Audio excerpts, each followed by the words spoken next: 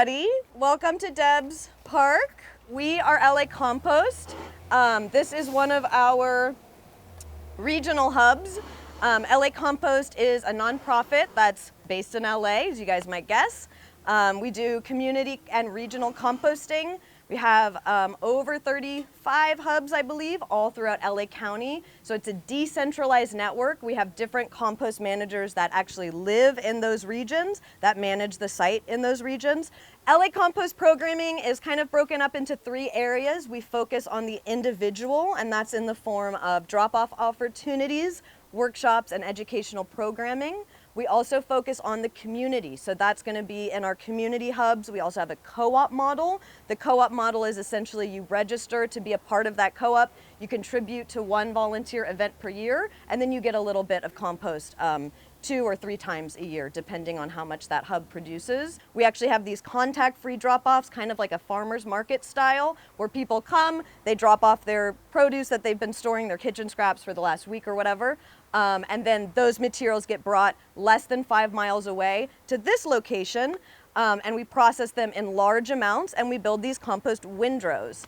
We build our piles here at the beginning, and as you can see, we have 2 active windrows. And the idea is that the farther back they are, the more times they've been turned. After they reach the end of the pile, then they go off to one of our curing areas, which there's some right next to the sifted compost. And then we have 2 more areas back here. This back area is where we're actually sifting right now.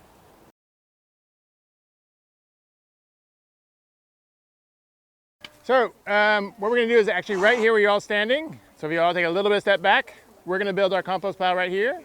We've already put down a nice little base of mulch that's about 2 to 3 inches thick. We've actually watered a bunch of it, so it's already kind of wet already, so it doesn't dry out our piles.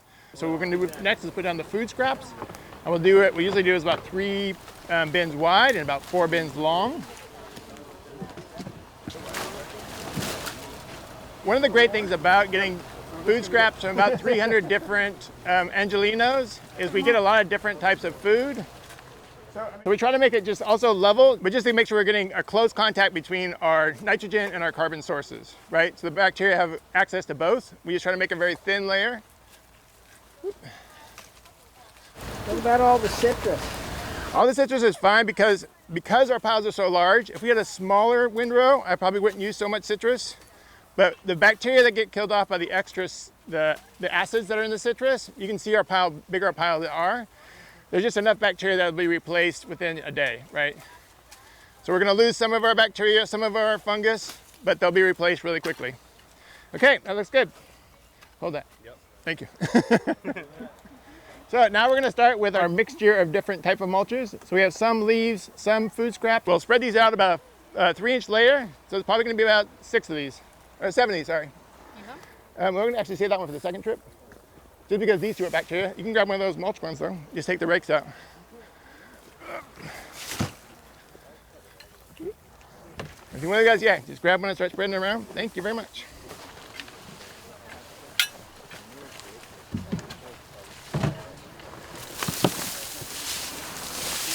Good. So now I'd actually add a little thin layer of the manure, and then we're going to add another layer of just the sawdust for this trip. And this one, go ahead. Hey, oops, sorry. Sorry. That's okay. We're just going to toss this one around. There we go. We just want to rake that out a little bit. Yeah, so we put the same thing. I don't want to make too much. I just want a little dusting of it. We found if we put 2 or 3 on, then it really stops the penetration of the moisture and stops the air from the circulation. I usually put 1 bucket or 2 buckets of inoculant and 1 bucket of sawdust, and that's it. We would finish by doing this whole thing over again. On a typical Tuesday, we'll do 3,500 pounds to over 6,000 pounds in 2 hours. And that includes moving one of these piles again. So we first start off by we get a couple of people start to build the piles. We have a couple of people start using a pitchfork to turn the last week's pile. And at the same point, we're always getting them wet again. We're building them back up again. But it's also just to keep the bacteria active and not getting too hot in one spot and cold in another spot. We want to mix it all together to make sure it's evenly cooking all the way through the system.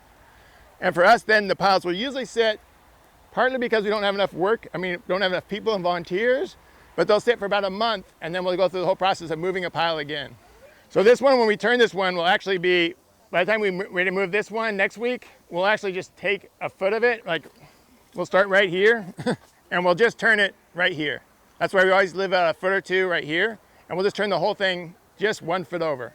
So it doesn't take us to pick it up and move it somewhere. And then we'll actually probably at that point also double the height, just to keep the heat locked in, but it also just takes up a lot less space.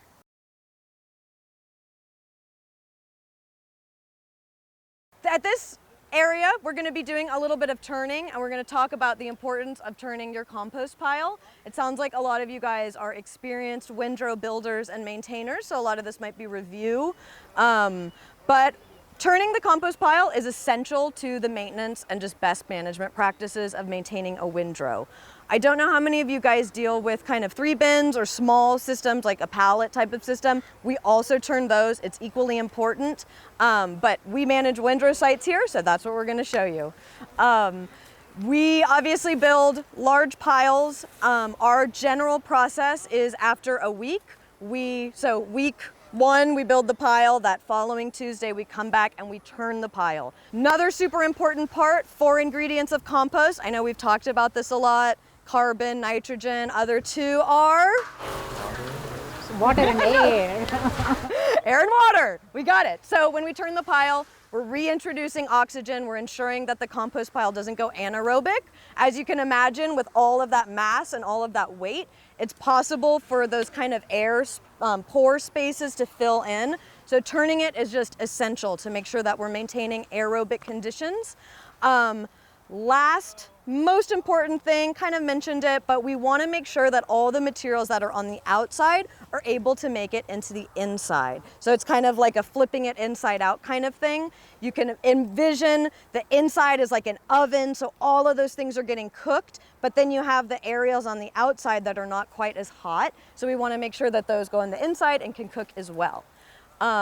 So our basic process, like Mario was describing when we first got here, we build our piles on that side, and then every week we turn them, slowly making it over here. This is an example of one of our curing piles. The top is very dry, but you can see on the inside, it's super moist, pretty much all broken down.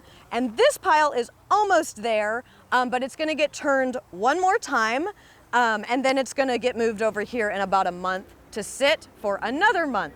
At our sites, we do a lot of curing so that we make sure to stabilize all the microbial populations and also encourage the growth of fungi. When you let the compost cure for longer and continue to water it, it really encourages the fungal growth. And the fungi don't like to live as much in the super hot temperatures. So as those temperatures drop, that's when you get a lot of fungal life, mycelium, which you might see somewhere on these little sticks. So standard process, take a scoop, throw a scoop. What we're doing, like we mentioned, is incorporating oxygen, ensuring it doesn't go anaerobic. Somebody can also grab the hose during this process. I can at the end, or somebody else can. And we want to water it while we're doing it to make sure that everything's getting nice and wet. As we're turning it? Yes, as. During, I'll show you. So if you guys, so when we do it in a big group, it can be a little easier to kind of have a little assembly line. So yeah, kind of step back a little bit to where it starts, and then you can do that too.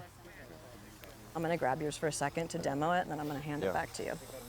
So basically, take a scoop, throw it that way.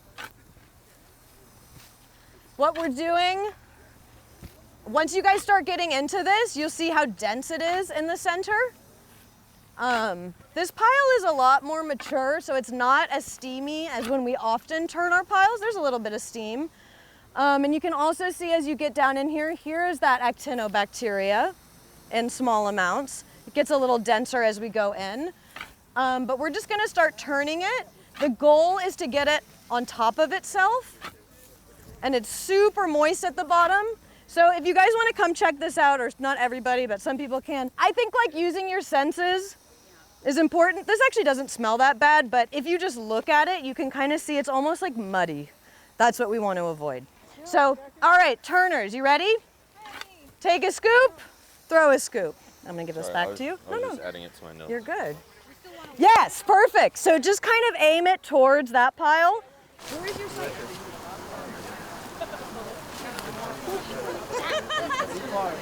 Maybe you'll come. So you're ready for this. We're digging you out. You're trying to topple me from my throne.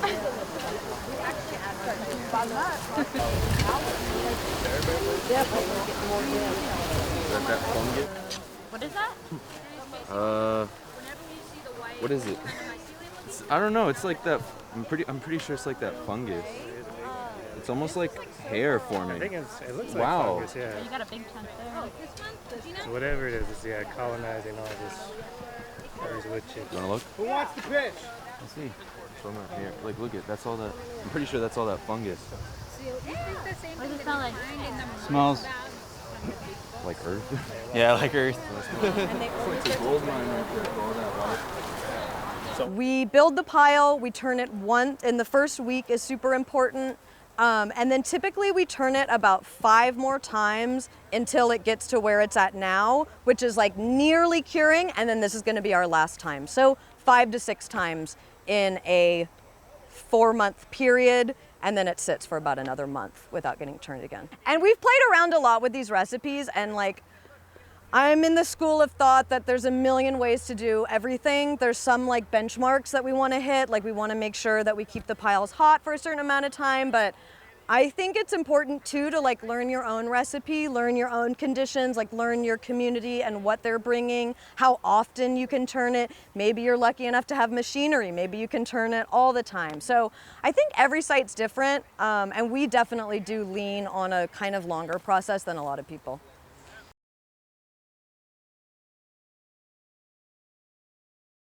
So you could change the speed that you want. You could change the grate. You can. It's at an eighth. It's at a 1/4 inch right now. You can get it to an 1/8 inch, which will get it even more fine, or a 1/4 inch if you want more to fall through. And we kind of just use this resting bar here to allow the material that needs to be sifted to kind of go through.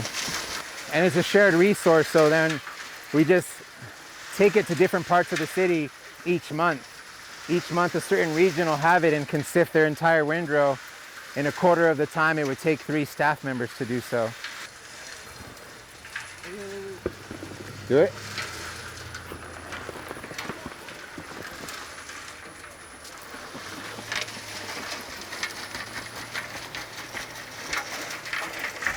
Then after it gets sifted, what about all the material that's still solid? Does it stay So all that stuff we call our overs still has a lot of microbial activity. We'll use that almost like a sourdough starter, and that'll just be re-inoculated into our fresh piles to add that life and biology that's present on the surface level of it. So although it's still a carbon, it doesn't have as much readily available carbon as like fresh mulch and fresh wood chips, but it has a ton of microbial life and activity to re-inoculate in our fresh piles. We still do the hand sifters. If you got a strong community of volunteers, students, interns, still a great bonding activity, but as we grow and as we scale, it's nice to have shared infrastructure to be able to move around the city as well. Thank you guys! Oh shit, we gotta walk? Love you guys! we run? Bye! Good job, Cooney. Yeah, no, we'll talk soon. I'll see you on Thursday. Bye, everybody!